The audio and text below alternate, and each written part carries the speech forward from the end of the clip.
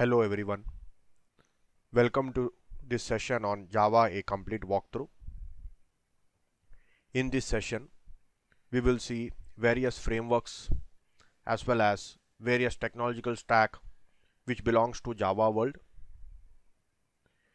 People who do not work on Java generally wonder about various frameworks as well as technological stack which is present within Java, especially if they have someone working on Java framework. They will be able to hear some of these frameworks as well as technologies which is shown in this slide. This will cause many people to wonder that Java is truly very vast. The major intention of this tutorial is to familiarize all such people in terms of what Java is made up of, what are various frameworks, and what is the use of each of them. Post this session, you will be able to better understand what your Java friend is doing with respect to Java world. So the first question, which says what is Java? Java is set of several computer softwares which performs various diverse functions. It is used for developing application software. For people who generally know, software is classified into two types. One is known as system software, which are mainly used to develop various system related softwares which are majorly used by operating systems. And second is application software. The major focus of Java is on application development, while C++ still continues to be one of the leader in system software. One of the major advantage of Java, both as a platform and as well as a programming language, is that it provides operating system independence. This is provided by Java by the way it compiles and runs the code. So that's the overall advantage of using Java, and that's what makes Java stand out from other technologies which were present at that time when Java was discovered. At the time when Java was discovered, C++ was one of the most trusted operating system object-oriented language. But one of the major problems with respect to C++ programs were interoperable with respect to various operating systems, which was not easily achieved. To solve this problem, Java came out with its own concept which provides operating system independence. Java Standard Edition forms the base of Java platform. Initially, it was mainly used for developing desktop applications. It can also be used to develop servers. Hence, whenever we use Java servers, we should always know that it is developed based upon Java SE. The Java SE contains quite library functions which can be used day to day for developing application software. To run any Java program, we are required to install JRE, which stands for Java Runtime Environment. So let's say we developed a client desktop application using Java and we want to deploy it on the client machine. The first thing we have to do is ensure that JRE is installed on the client machine for the program to run. Along with JRE, Java also comes with something known as JDK, which stands for Java Development Kit. JDK is mainly used by developers, which along with execution of programs provides various debugging capabilities, and hence it is must for developers. As shown on the screen, JDK is the superset and JRE is subset, which implies that every JDK has JRE within it. Shown is the folder structure where Java is installed. As we can see, this is the JDK, and within JDK we have JRE, which contains all the necessary libraries for execution of Java program. Along with JRE, JDK contains various important facilities such as debugging as well as run in a Java program, as well as compile in a Java program, as well as seeing the performance of Java program, and so on. It also has various inbuilt tools for doing something like Java web service and so on. So let's see what is the issue with standalone applications. The issues are standard for most of the standalone applications which are developed using various programming language. Nevertheless, Java programming language standalone applications also have this problem. So one of the first problem is the software needs to be installed on the user's machine. It is quite possible that a user is a naive user who might be not great in technologies. For him also we have to install various softwares on the machine. The installation might cause various issues, especially if the amount of memory available with the client is less. Also, issues pertaining to configuration changes due to different machine differences can come. Even though Java is platform independent, yet in some of the environments, to support some of the functionalities, we may need to tweak some of the internal modules. This is preferred for users with a bit of programming capability, which might not always be possible. So these are some of the standard issues with respect to standalone applications. Luckily, many of the problems which we discussed in standalone applications were solved due to internet and web technologies. We will see how that is solved. But before going deep into that, let's first see what is Java EE. It stands for Java Enterprise Edition, which is again a platform which provides various enterprise solutions. These solutions span across network. They also provide web service. They are based upon multi-tier architecture. We will see more about what is multi-tier architecture as well as the advantages it gives. But basically, Java EE is the answer to all the problems which we discussed with respect to standalone applications. So the question comes, why Java EE? As we discussed, standalone applications had its own problem. To solve which, we went to the web world. So let's see what are the advantages of the web world. One of the first advantage as shown is the use of web browsers. Web browsers are softwares which can be installed on the client. The capability of web browsers to talk to a web server with the help of URL is one of the major features which drives the web world. The capability provides the same web browser to access applications written in different programming language, but which suppose a protocol known as HTTP protocol, the Hypertext Transfer Protocol.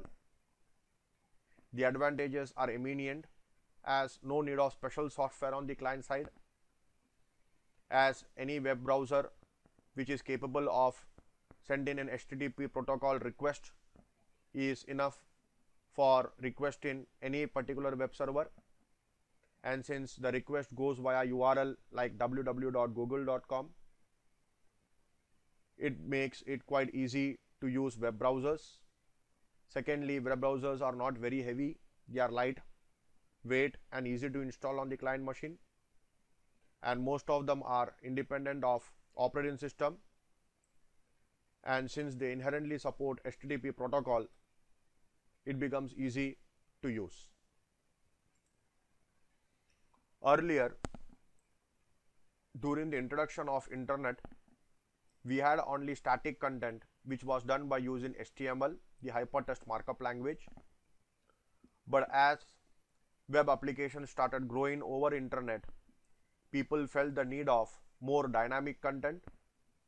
To support dynamic content, the Java EE world introduced the concept of Java server pages as well as servlet, which are capable of running on server and developing dynamic pages and returning it back to the client based upon the request. So JSP and servlets were Java answer for dynamic web content. So now the question comes, where does JSP and servlet run? Does it run on the client side or does it run on the server side? So before we go into depth, let me just give you a brief of client and server. A client is a machine which sends a request. A server is another machine which is capable of sending response.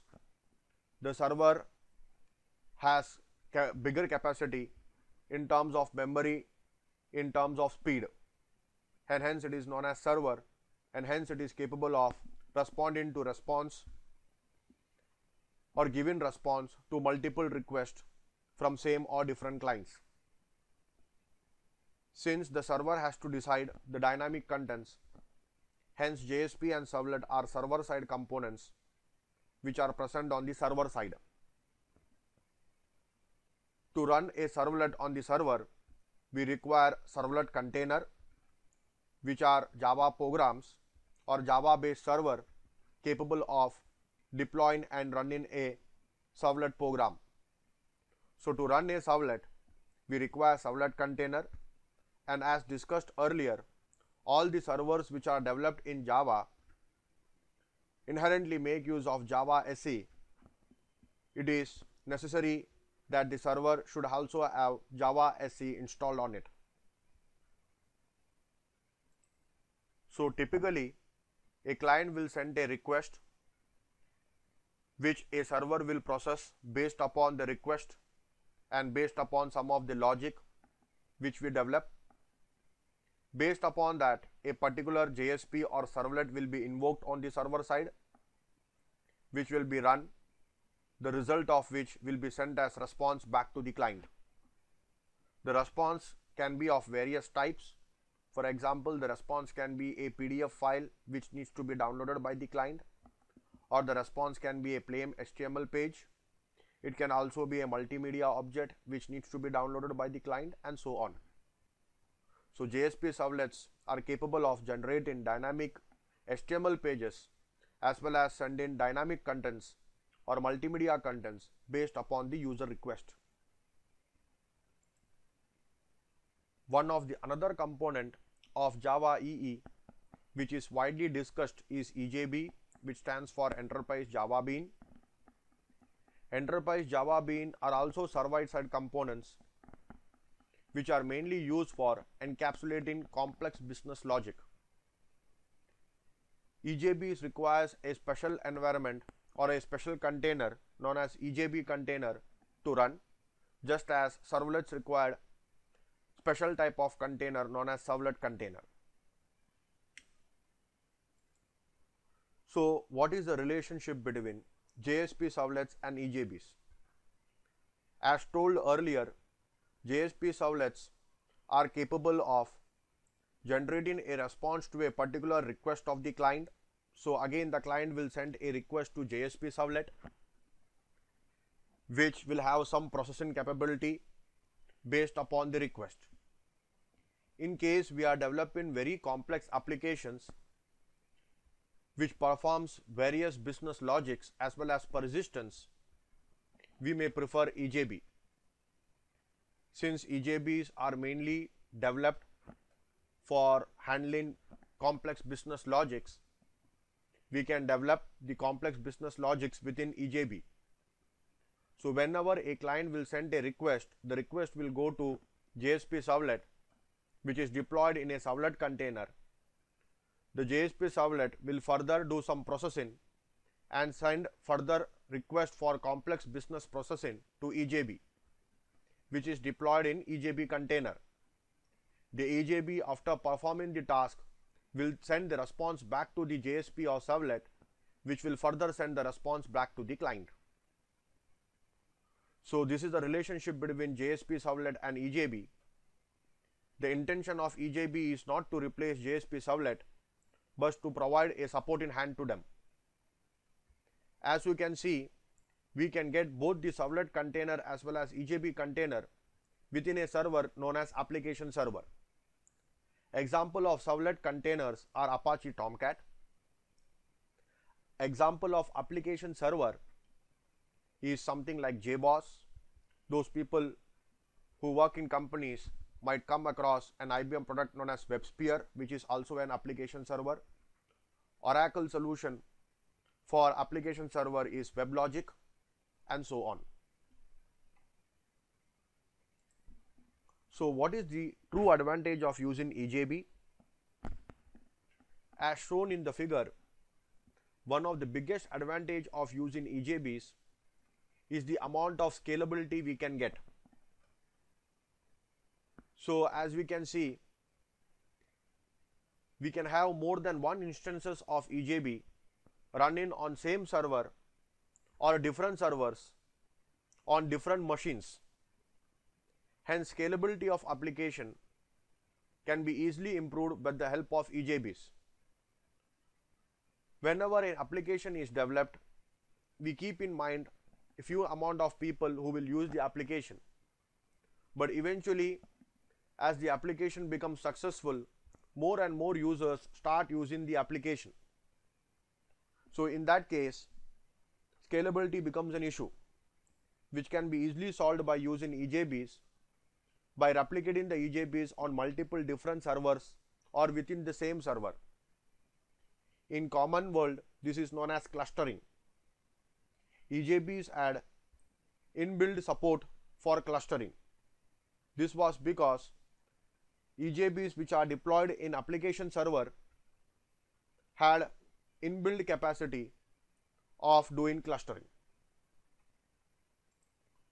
Shown are further advantages of EJB. One of the advantage of EJB is that it can be directly invoked from any Java based application. It is not necessary that we should have a JSP or servlet to invoke a EJB application. It is quite possible to invoke a EJB application from a plain Java class or from a program which is written in Java SC.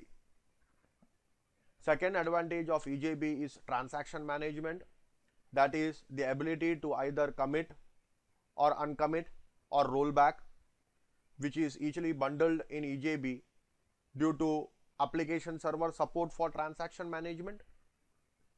Third is data source management, that is ability to maintain a connection to DB and its usage as and when required from EJBs. In fact, EJBs have special support for data source management, again with the help of application servers. Another advantage of EJBs was security, since application server again provides security in terms of certificates, especially SSL certificates. Security was also inbuilt with respect to EJB application. And finally, persistence, which implies storing the data in DB or database, which was again supported in EJB. The next thing in the Java world is something known as JDBC. JDBC stands for Java Database Connectivity, which allows Java applications to connect to database, execute results in database, fetch them, manipulate the results, convert them to Java objects as and when necessary. It also has capacity to directly execute a store procedure, give input to store procedure and get the output. This is all supported with respect to JDBC, which can differ from database to database, but Java provides a set of uniform rules to assess data, execute query, as well as manipulate the values within DB. Another component which is present within Java world or Java EE world to be more specific is something known as JAXB. JAXB stands for Java API for XML binding, which allows capacity of Java application to read and write XMLs, which are also known as marshalling and unmarshalling respectively. By using these two operations of marshalling and unmarshalling, we can convert from XML to Java object and vice versa. JAXB forms the basis of web services, since in web service we generally expose our response in the form of XML. Hence, JAXB plays an important role with respect to web services. We know in today's world, one of the most hot topics to be discussed in various organizations is web services. This is mainly done in order to use the existing infrastructure as well as technology, as well as integrate various technological platforms. Java also has support for web services by using Java API for XML web service as well as Java API for XML RESTful service. Java has support for both SOAP based as well as RESTful services. As discussed at the start, it allows integration across various technological stacks using web service.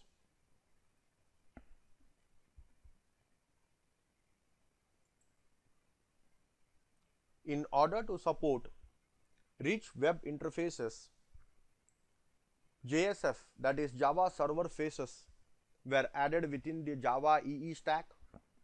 Again, JSF are server-side components which have capabilities of generating quite good looking web pages, interactive web pages, rich web pages, which can attract users and keep the clients focused in terms of usability and user experience. Again, JSF is server side along with some capability to handle some of the client side events, but majorly a server side component.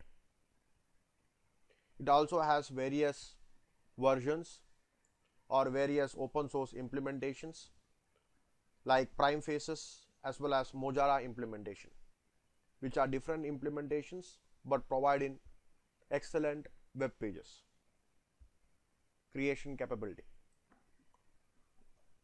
People must have surely heard about Struts.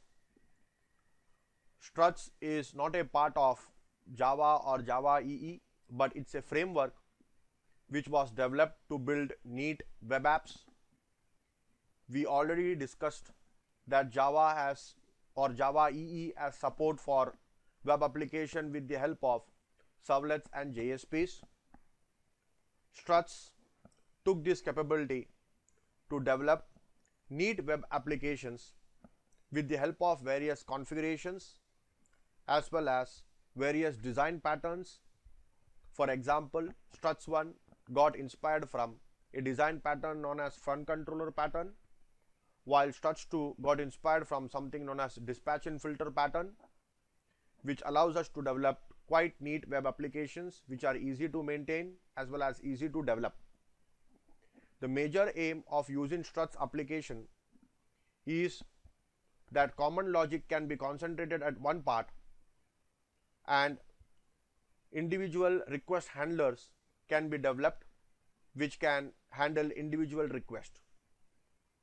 As a result, it is quite possible to develop clean applications by using Struts.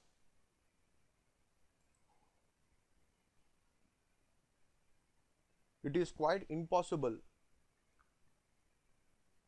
to have not heard about Spring, since it has become quite famous in short span of time. Spring again is not the part of Java SE or Java EE, but it's a framework which was mainly developed to solve the problems related to EJBs. One of the major concern with respect to EJB applications before EJB 3, that is the current version, EJB 3 version, was that they were quite complex to develop and maintain. To solve this problem, Spring was discovered, which allows dependency injection. Along with this, Spring also allows various integration mechanism to various Java based tools. For example, Spring has support for Spring JDBC, which allows to fire queries and get results.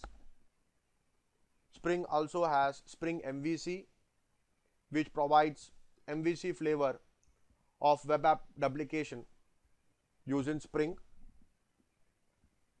Thus, due to its integration capability and ease of use, Spring is one of the most favorite framework which are used in many Java applications. Another important framework which you would have 100% heard about is Hibernate. Hibernate is an object relational mapping tool, ORM tool. It allows ease of conversion from Java objects to persistent objects, that is database objects, and vice versa. It allows easy conversion from relational world, that is the DB world, to the object world.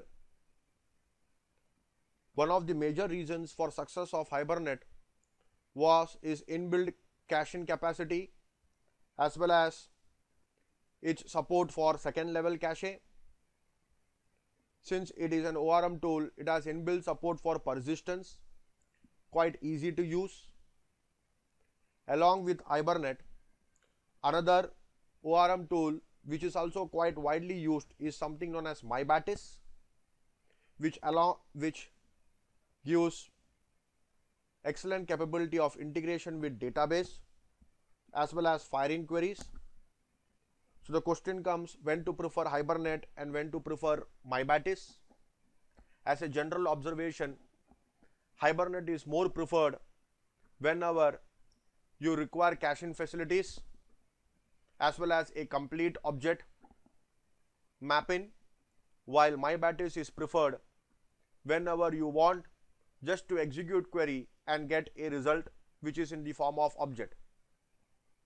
So basically we can prefer MyBatis whenever we have a query approach within the application, while Hibernate can be preferred whenever we have an entire object approach in the application. Next thing which we will discuss is various integrated development environment which is available for the Java world. There are plenty of them available due to open source capability of Java, but shown are some of them which are used widely across various applications. The first one is known as Eclipse.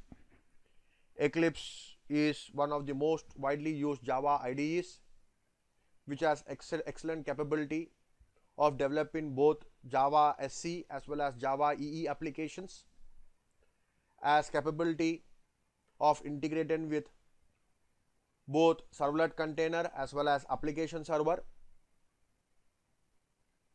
has various plugins developed